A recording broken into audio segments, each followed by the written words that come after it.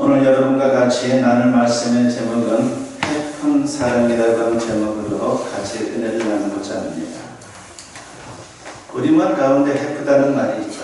너무나도 잘하는 말 아닙니까? 아끼지 않고 함부로 쓰는 것을 묘사하는 형용사입니다. 그런데 성경을 보게 되면 뜻밖에도 하나님도 해프다는 것을 알 수가 있습니다. 물론 그렇다고 해서 하나님이 잘못됐다는 그런 뜻은 아니죠. 사랑에 관해서는 해플 뿐입니다. 너무나도 해프죠. 낭비는 낭비인데 전혀 다른 차원의 낭비입니다. 그래서 그것을 달리 표현하자면 거룩한 낭비다 라고 그렇게 표현해 봅니다. 오늘 본문에 하나님의 그런 모습이 나오고 있습니다. 본문을 우리가 흔히 탕자의 비유라고 부릅니다. 그런데 잘 보면 탕자의 아버지가 주인공입니다. 그래서 아버지에게 초점을 맞추고 읽어야 한다라고 하는 말씀을 드리고 싶습니다. 그렇다면 탕자의 비유보다 사랑이 많은 아버지의 비유라고 해야 정확할 것입니다.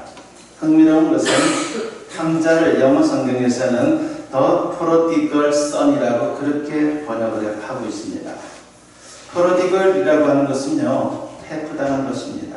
해프다는 뜻. 우리말은 좀 달리 번역을 한 거죠. 우리말로 탕자는 아주 부정적인 뜻을 가진 단어입니다. 한자로 보면 탕자는 방탕할 탕자를 사용하고 있습니다. 그러니까 탕자는 주색잡기에 빠져 행실이 좋지 못한 사람을 가리킵니다. 우리말 성경이 실감나게 번역을 했죠. 이에 비해 영어 성경은 The Prodigal Son이라고 부드럽게 번역을 했습니다. 해픈 아들, 그렇게 번역을 한 겁니다. 물론 이 경우는 뉘앙스가 대단히 나쁩니다. 그러나 하나님을 해프다고 표현하는 것은 나쁜 뜻이 아니라 그저 지나치다는 점을 표현하고 있는 겁니다. 차이라는 탕자는 나쁜 쪽으로 해프고 아버지는 좋은 쪽으로 해프다는 점이죠. 사랑하는데 해프실 뿐입니다. 그런데 우리말 중에 해프쟁이라고 하는 말이 있어요. 많이 쓰는 단어는 아닌데 우리말에 해프쟁이라고 하는 말이 있습니다. 요즘 잘 쓰지는 않지만 우리 고유어입니다. 사전에 보면 해픈 사람이란 뜻입니다.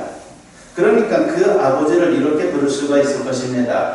해프쟁이 아버지 혹은 해프쟁이 하나님, 이렇게 부를 수가 있는 것입니다. 오늘 본문에 나타난 아버지는 우리가 너무나도 잘 알고 있듯이 하나님을 가리킵니다. 그리고 두 아들은 인간을 가리키는 것이죠.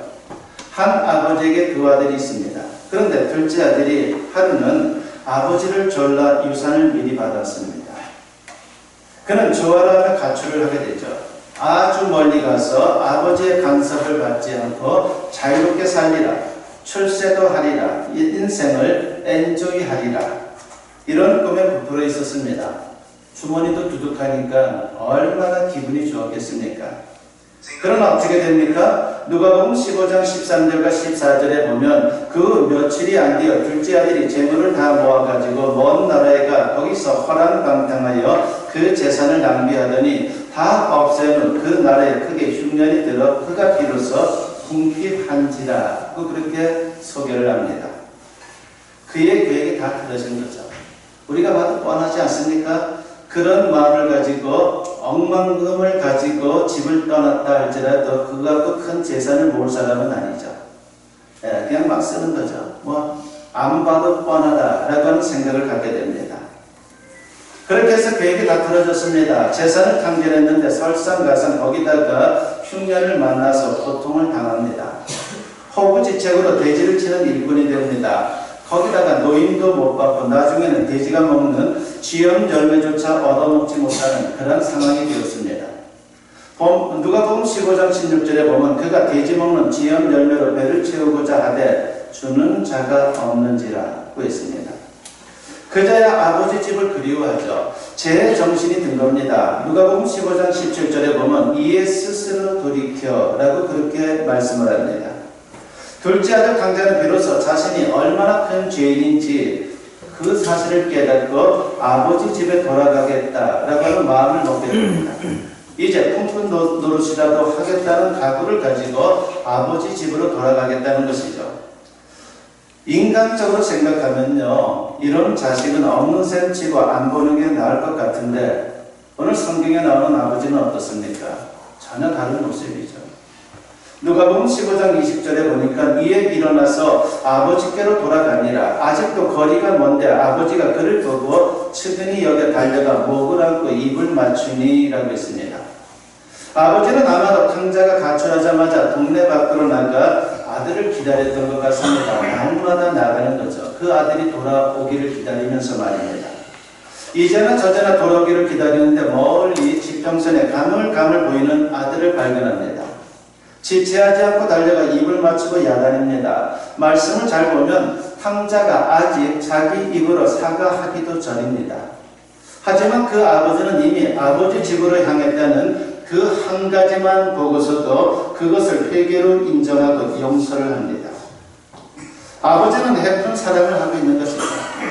그 모습은 놀라운 사랑을 베푸시는 하나님의 사랑의 표상이다라고 말할 수가 있습니다. 다음 구절을 보면 더 기가 막힙니다. 누가복음 15장 22절과 23절에 보니까 아버지는 종들에게 이르되 제일 좋은 옷을 내어다가 입히고 손에 가락지를 끼우고 발에 신을 신기라. 그리고 살찐 송아지를 끌어다가 잡으라. 우리가 먹고 즐기자라고 했습니다. 돌아온 탕자에게 제일 좋은 옷을 입히고 가락지를 끼워주고 거기다가 신발도 신깁니다. 아들의 신분을 완전히 회복시켜 준 겁니다. 살찐 송아지를 잡고 잔치를 벌입니다. 종들을 재촉합니다. 여기서 살찐 송아지가 원문상으로는 그 앞에 정반사가 붙어 있습니다. 영어로 말하면 더가 붙어 있는 거예요. 그러니까 이런 말이죠. 그 송아지 있잖아. 그놈을 잡아와. 이런 뜻이에요. 아들이 돌아오면 잡으려고 미리 점 찍어둔 송아지가 있었던 겁니다.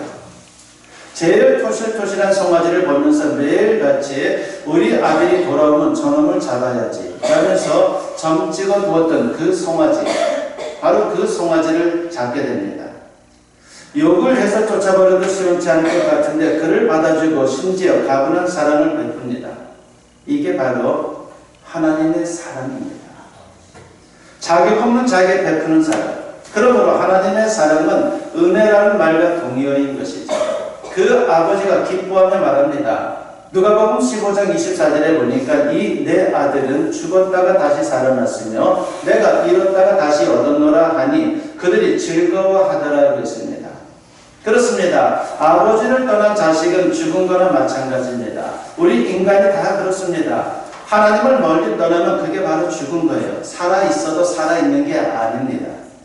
육신은 멀쩡히 살아있어도 죽은 거나 마찬가지입니다. 그래서 이를 가르쳐서 우리는 영적인 죽음이다 라고 그렇게 말하는 겁니다.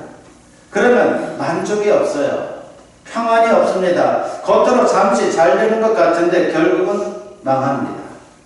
성공한 것 같아도 허무합니다. 그러므로 하나님을 떠난 탕자 같은 인생들의 정답은 다른 게 아닙니다. 회개하고 하나님께 돌아오는 거예요. 그것만이 살 길인 것이죠. 그래야 이 세상에서도 만족하고 평안하고 기뻐할 수 있습니다. 어떤 인생고에서도 승리할 수 있습니다. 그리고 마침내 천국에 들어가 영생 복락을 누리게 되는 겁니다. 하나님은 우리가 아직 죄가 많고 누추할지라도 돌아오기만 하면 얼마든지 받아주시고 안아주시는 분입니다. 그게 바로 십자가의 사랑인 것이죠. 로마서 5장 8절에서 사도 바울은 그 사랑을 이렇게 증거합니다. 우리가 아직 죄인 되었을 때에 그리스도께서 우리를 위하여 죽으심으로 하나님께서 우리에 대한 자기의 사랑을 확증하셨느니라고 했습니다. 우리는 그 사랑이 있기에 어떤 상황에서도 승리의 확신을 가질 수 있는 거예요. 로마서 8장 32절에 보니까 자기 아들을 아끼지 아니하시고 우리 모든 사람을 위하여 내주시니가 어찌 그 아들과 함께 모든 것을 우리에게 주시지 아니하겠느냐라고 했습니다. 독생자를 십자가에 대속의 제물로 주신 하나님 아버지의 그 사랑이 얼마나 해픕니까? 그런 사랑을 우리에게 이미 주셨다면 다른 것은 볼 것도 없습니다. 어떤 경우라도 나를 용서하시고 받아주시고 모든 것을 공급해 주시고 결국은 승리케 해 주실 줄로 믿습니다. 아멘. 바로 그런 하나님의 은혜를, 그 사랑을 우리가 믿고 체험하며 살아야 되는 거예요. 탕자가 돌아온 후에 어떻게 됐습니까? 성경은 거기에 대해서 언급을 하지 않죠. 그 사실을 좀 더 구체적으로 해서 더 싫었으면 얼마나 좋았을까라고 하는 아쉬움은 있습니다. 그래서 상상을 해봅니다. 아마도 이랬을 겁니다. 이제는 아버지의 사랑이 얼마나 큰지 알았을 겁니다. 그래서 이제는 나가라고 등을 떠밀어도 절대로 나가지 않는 아들이 됩니다. 그리고 이제는 아버지를 지극히 사랑합니다. 어쩌면 그 아들도 해픈 사랑을 배우지 않았겠습니까? 그게 맞다면 돌아온 탕자의 해픈 사랑은 예수님을 믿음으로 하나님의 자녀가 된 그리스도인들이 마땅히 가질 사랑의 모습일 것입니다. 탕자 후편을 상상해보면 아버지와 아들의 모습이 눈에 사원합니다. 서로 얼마나 좋았겠습니까? 그 아들은 얼마나 아버지를 사랑하며 섬겼겠습니까? 아버지의 일을 얼마나 열심히 충성스럽게 감당했겠습니까? 본문을 보면 탕자 후편 대신 맏아들이 모습을 등장합니다. 그러니까 그 맏아들을 통해서 우리에게 또한 도전을 주고 있는 것입니다.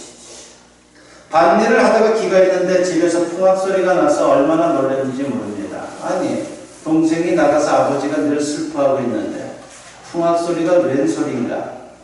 라고 그렇게 생각했을 겁니다. 그래서 무슨 일인지 궁금해서 종에게 물었더니 둘째 아들이 돌아와서 아버지가 기뻐하여 살찐 송아지를 잡아 잔치를 베풀었다는 겁니다. 그때 맏아들의 반응이죠. 누가복음 15장 28절에 보니까 그가 노아에 들어가고자 하지 아니하거늘 아버지가 나와서 권하는데 라고 했습니다. 그는 화를 냅니다. 그리고 집에 들어가지 않겠다고 고집을 부립니다. 그러자 아버지가 나가서 권합니다. 즉 액을 했다는 것입니다. 액을 복걸했다는 거죠. 들어가자고 말입니다. 아버지가 무슨 잘못을 했기에 이러는 겁니까?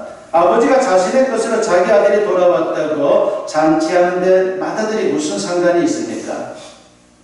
따지고 보면 자신도 아버지 집에 살고 일을 한다고 해도 아버지 밭에서 일하는 건데 말입니다.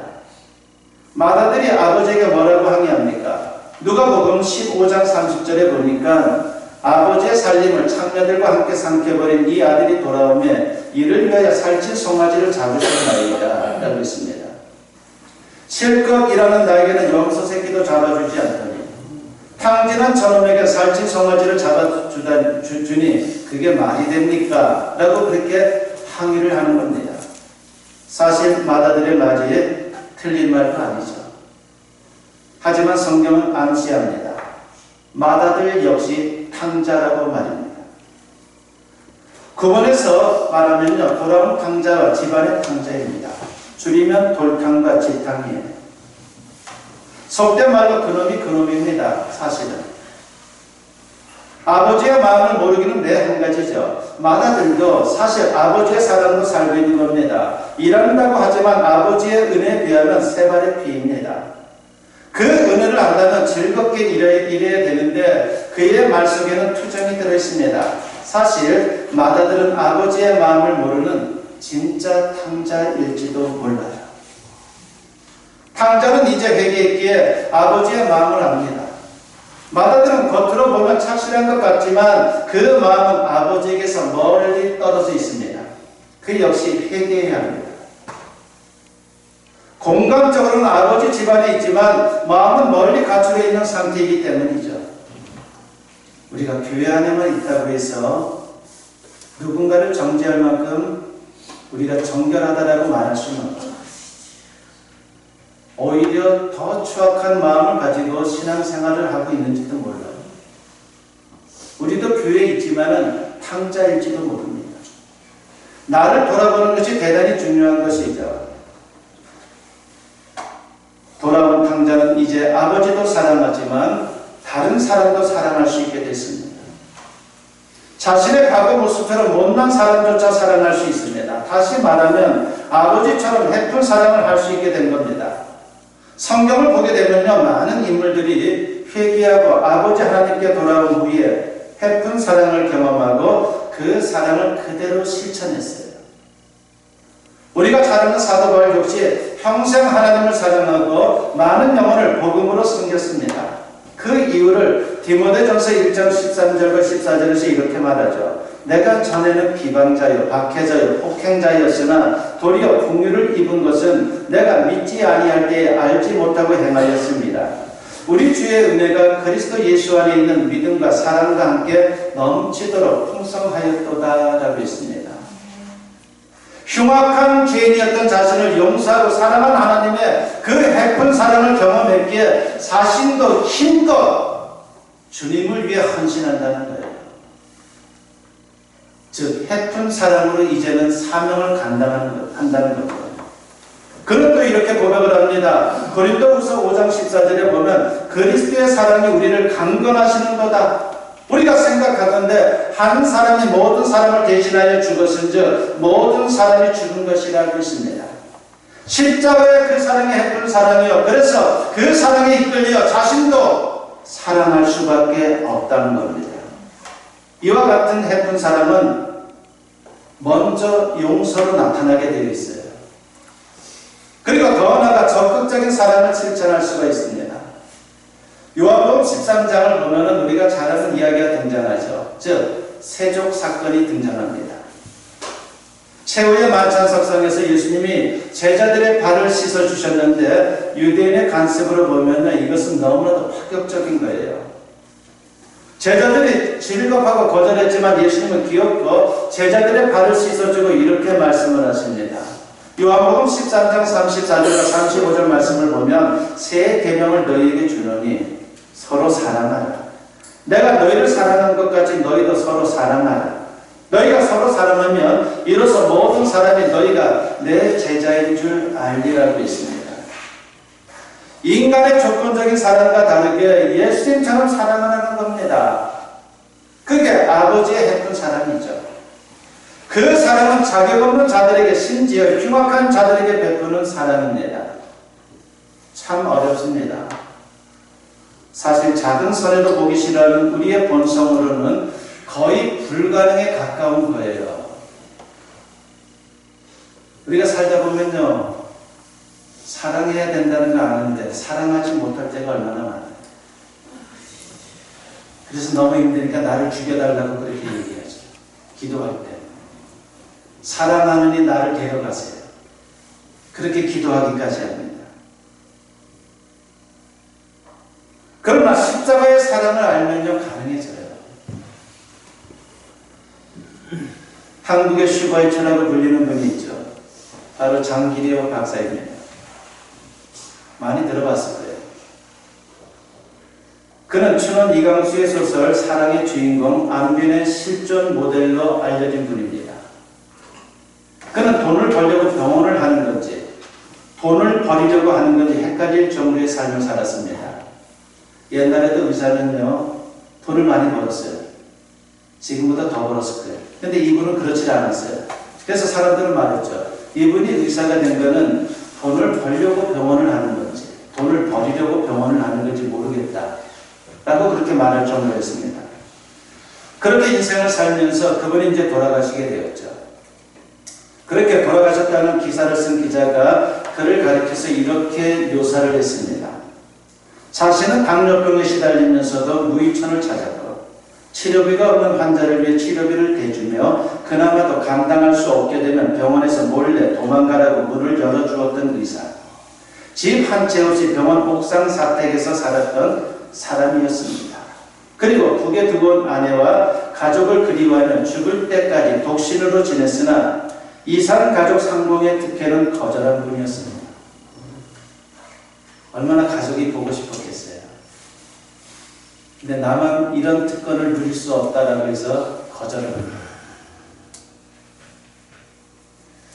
우리가 잘 아는 춘원 이강수는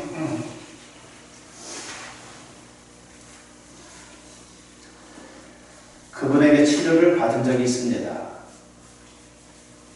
그를 가까이에서 지켜보게 되었죠. 그러면서 이렇게 말했습니다. 당신은 성자가 아니면 바보야. 그렇게 말했어요. 그 말을 듣고 그분이 이렇게 응수를 했다고 합니다. 바보 소리를 들으면 성공한 거지 라고 말합니다. 얼마나 예쁜 사람입니까? 그리고 그분은 또 이런 말을 남겼습니다. 인생의 승리는 사랑하는 자에게 있습니다. 자신이 인생을 돌이켜보니까 사랑이 결국은 승리한다는 것을 깨달았다는 거예요. 우리는 이런 이야기를 들으면 그분이 너무 커 보여서 너무 쉽게 남의 이야기로 치부하곤 합니다. 그는 특별한 분이다. 그렇게 치부하는 거죠. 그러나 하나님의 도우심을 구하고 나도 그런 사랑을 하겠다고 결단하면 얼마든지 할 수가 있어요. 나는 못해도 하나님이 할 수 있도록 힘을 주기 때문입니다. 그 사랑이 변화의 역사를 이루는 것이죠. 사실 가정에서부터 해픈 사랑이 필요합니다. 부부 사이에, 부모 자식 사이에, 가족 사이에 갈등과 불화가 생기는 이유가 무엇입니까? 주고받는 수준의 조건적인 사랑에 머물러 있기 때문입니다. 이만큼 줬으니까 이만큼 돌려준다. 그게 가족 간에도 있다는 겁니다. 내 마음에 안 든다고, 나에게 도움이 안 된다고 화를 내기 일쑤입니다. 예를 들어 부모 자식 사이에 이럴 수가 있죠. 말 잘 듣고 공부 잘해서 우리가 흔히 말하는 명문대라고 하는 서울대에 들어가고 좋은 직장 잡으면 좋아하지만은 기대에 못 미친다고 비난하고 거부하면 그건 진짜 사랑이 아니죠. 근데 그렇게 사는 분들이 의외로 많아요. 잘하는 자식은 부모가 아니라 지나가던 사람도 칭찬하고 좋아해요. 도와줘요. 네, 제 고향 친구가 있는데 그 아들이 치과병원 의사예요. 근데 우리 친구는 못 살아요. 아주 찢어지게 못 살아요.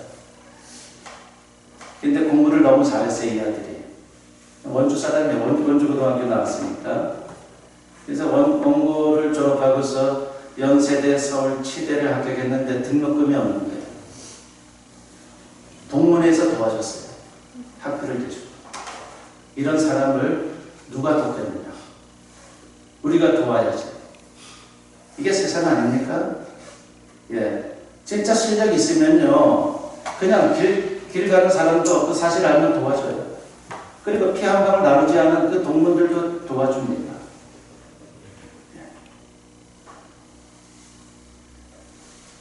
여러분, 이런 수준이 되어서는 안 되죠. 그런 수준이 아니라 당장의 모습이 마음에 안 들고 미흡해도 끝까지 사랑하고 기도하며 기다려주는 게 진짜 사랑이에요. 미국 워싱턴에 사는 한인 목사님의 이야기입니다. 이분은 고교 시절 미국에 조기 유학을 갔는데 미국에 가니까 얼마나 좋은지 몰라요. 예, 자유입니다. 고등학교 때 갔으니까 얼마나 혈기왕성합니까? 예, 아주 그냥 뭐 여기저기 좋은 데가 너무 많았어요. 그래서 결국 히피족으로 살았습니다. 부모님의 속이 얼마나 썩었겠어요. 특히 그의 아버지는 장성 출신인데 속이 얼마나 터졌을 것이며 사회적인 체면 때문에 얼마나 고통스러웠겠습니까? 아들이 미국에 유학 갔다는 그 친구들이 하는데 뭐라고 얘기해야 되겠습니까? 너무나도 고통스러웠죠. 하지만 아버지는 아들을 만날 때마다 이렇게 말했습니다. 너는 크게 될 놈이야. 아버지는 너를 믿는다. 어떻게 보면 이 아들을 놀리는 것만 같은 그런 생각이 들 수가 있어요. 그러나 아버지의 그 사랑이 아들을 변화시켰습니다. 그 목사님은 하나님의 은혜와 아버지의 해픈 사랑 때문에 자신이 변했다 라고 그렇게 훗날 간증을 합니다. 그렇습니다. 우리가 가깝게는 가족들에게, 멀게는 낯선 사람들에게 하나님의 해픈 사랑을 실천해야 합니다. 그렇게 할 때 변화의 역사가 일어나는 거예요. 저도 그런 은혜를 입은 사람이에요. 목사가 되기까지 뭐 늘 좋은 일만 있었겠어요? 어릴 때는 뭐 노는 거 좋아하다 보니까 공부도 못했고.